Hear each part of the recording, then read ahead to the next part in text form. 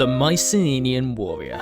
The Mycenaeans were an ancient Greek civilization during the time of the Bronze Age.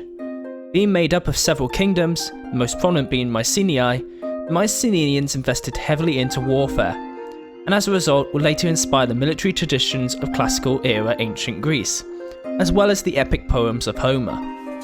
In terms of armour, the most notable example of Mycenaean armour would be the dendra panoply. This armour consisted of a cuirass made up of several layers of bronze. This armour was also flexible enough to be comfortable when fighting on foot and provided good protection. Various other types of armour, including shoulder guards and additional plates protecting the upper arms, existed. Eventually, scale armour came into use in the later Mycenaean period. The most common type of helmet worn by the Mycenaeans was a conical one reinforced with rows of boar tusks. This helmet was widely used and was present from the beginning to the collapse of the Mycenaean culture.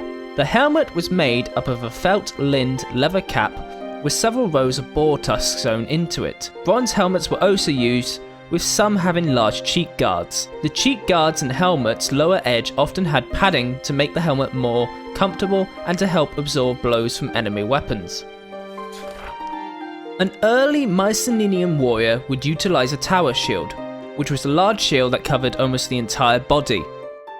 However, as the bronze armour became introduced, this shield was less utilised, however did not go completely out of use.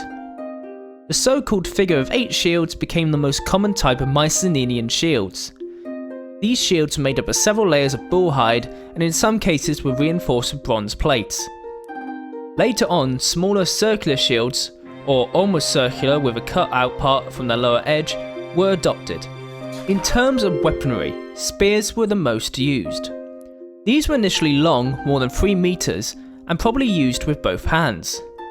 During later Mycenaean times, shorter versions were adopted to accompany the smaller types of shields. These short spears may have been used for both thrusting and throwing. From the 16th century BC onwards, swords with rounded tips appeared, having a grip with an extension of the blade.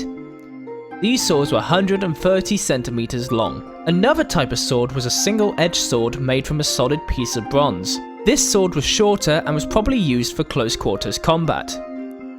These swords were progressively modified with stronger grips and shorter blades. Thank you for watching and listening.